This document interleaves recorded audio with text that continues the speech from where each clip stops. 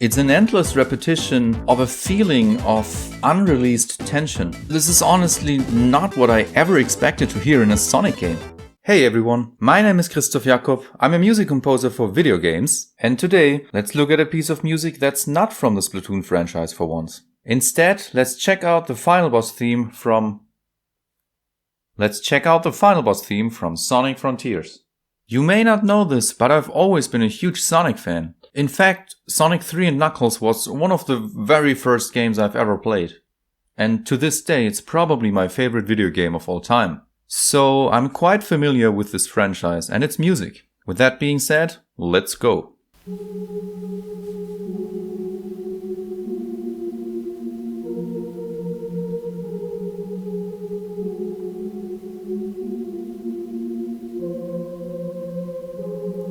A very quiet beginning.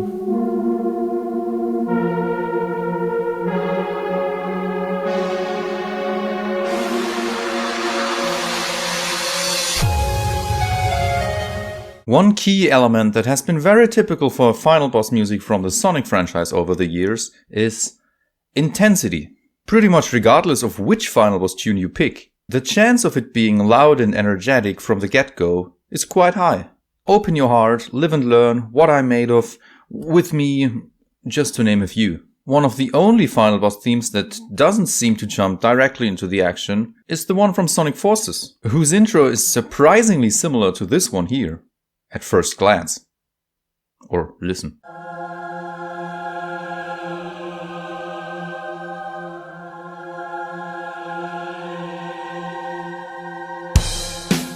Even though both pieces of music start with haunting voices or vocal synths, one fundamental thing is different: the feel. In the case of Sonic Frontiers, the music conveys a sense of loneliness and incredible sadness, at least to my ears. Very nice.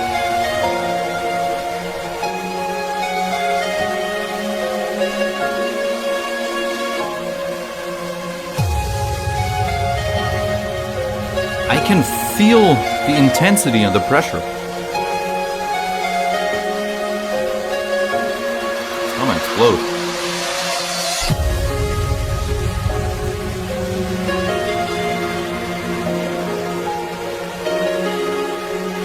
It sounds so sad.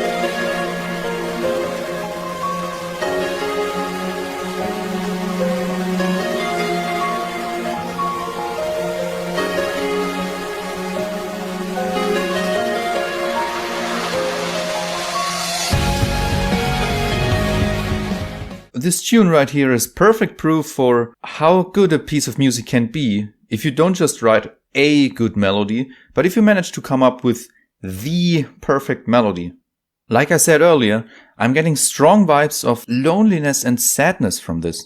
The main reason for that is the phenomenal melody and the kind of notes that are being played over each chord. I can already spoil this here, but pretty much the entire song is just one chord progression that keeps repeating. G flat major, A flat major, B flat minor, and F minor. It can't be a coincidence that the composer Tomoya Otani picked these specific four chords. The thing about music is, using a common chord progression doesn't automatically make your music worse. Neither does a complex chord progression with complicated chords automatically make your music better. This kind of chord progression here evokes a sense of endless repetition, but I mean that in a good way. Let me explain. This piece is in the key of B flat minor, which means that B flat minor feels like some sort of resolved home bass.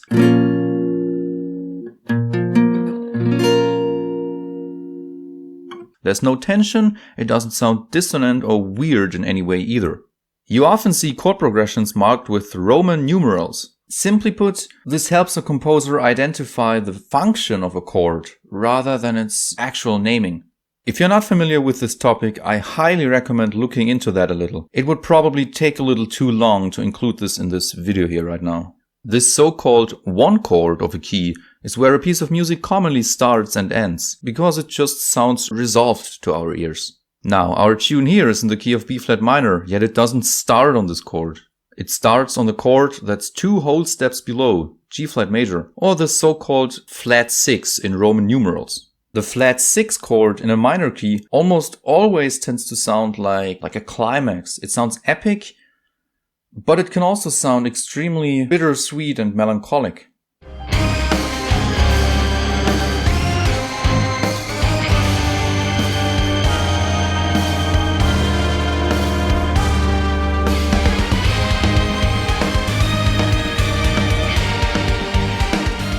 Keep in mind, this is the chord that the song starts on. And while it does reach the B flat minor chord, our home base, it doesn't sound resolved at all, since we move to F minor right afterwards, which just wants to move back to the flat 6 chord, our starting chord. It's an endless repetition of a feeling of unreleased tension.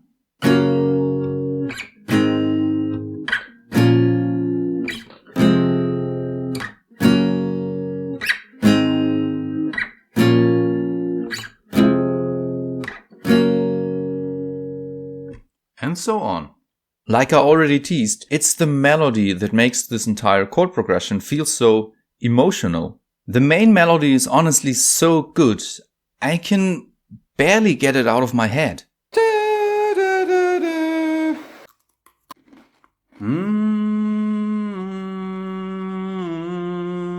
It focuses almost entirely what I like to call unusual notes. Basically any notes that are not part of what makes up a major or a minor chord in the first place. Listen to this. We start on G flat major.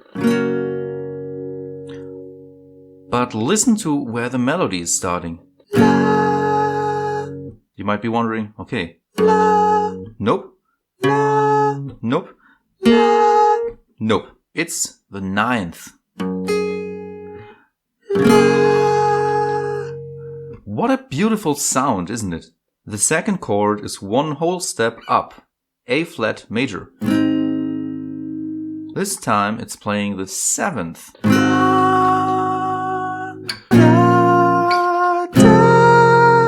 Here as well, it lands on the 4th.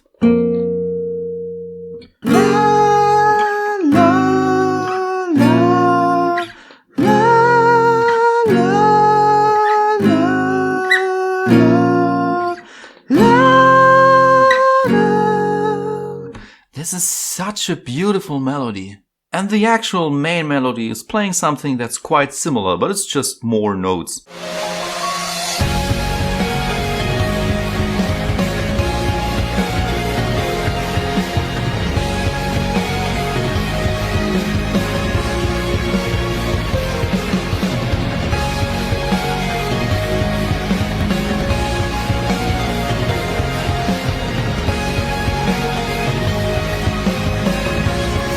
Such a great melody, seriously.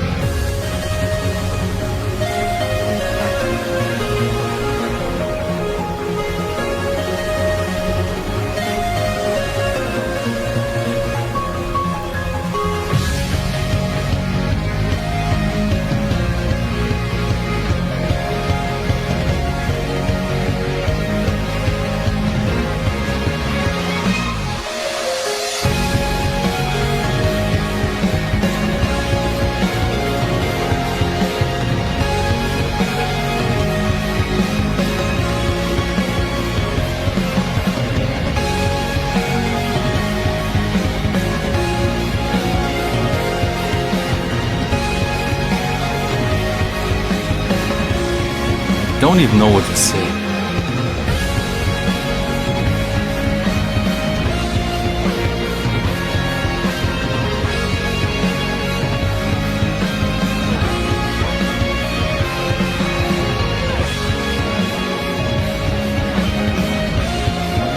Nice subtle piano in the background.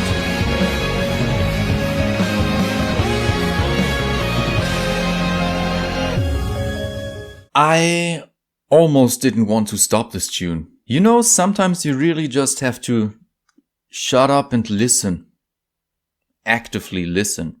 As you could hear, the tune cranks up its intensity beyond comprehension by adding drums, electric guitars, an electric guitar solo later on, strings, bass. It just keeps building and building. Like I explained earlier, the repetitive chord progression starting on the flat 6 chord is making sure that the music doesn't lose any of its intensity, any of its drive, any of its emotion. It's almost become fashion these days to mock a piece of music that only consists of one single chord progression, but honestly, there are times where that is just all that's necessary. And I mean, listen to this.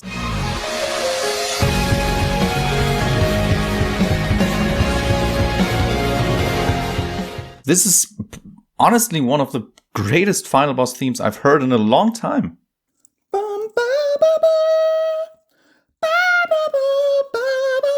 There's one thing worth mentioning about this tune that separates it from pretty much every previous final boss tune from the franchise, at least in my opinion. Just take any final boss tune written by Crush 40. The music always cheers you on, it motivates you to kick butt. Yet in Sonic Frontiers, all I hear is frustration and desperation, almost as if the music is against you this time. This is honestly not what I ever expected to hear in a Sonic game.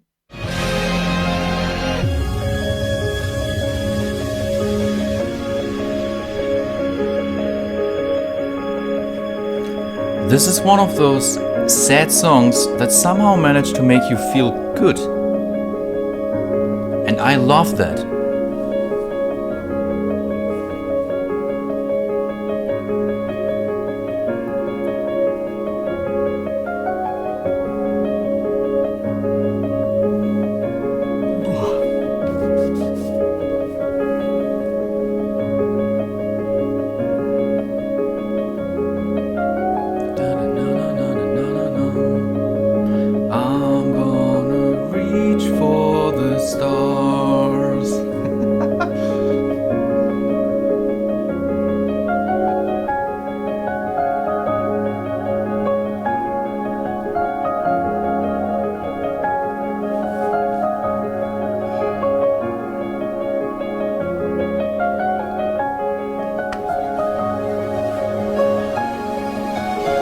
This fills me with so many different emotions.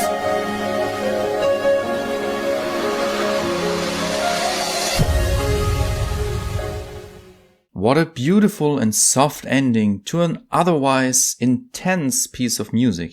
This entire final part is pretty much piano only and mostly consists of just 3 different melodic notes. But you can also hear the same chord progression we've been hearing the entire time subtly in the background, or it's at least implied. Though I have to admit I'm not sure if the 4th chord is still an F minor chord here. It sounds a little more positive. Also, I don't know if this is just me or if this was intentional at all, but this sounds a lot like the main riff from Reach for the Stars from Sonic Colors. Which would be a pretty neat little reference if you think about it.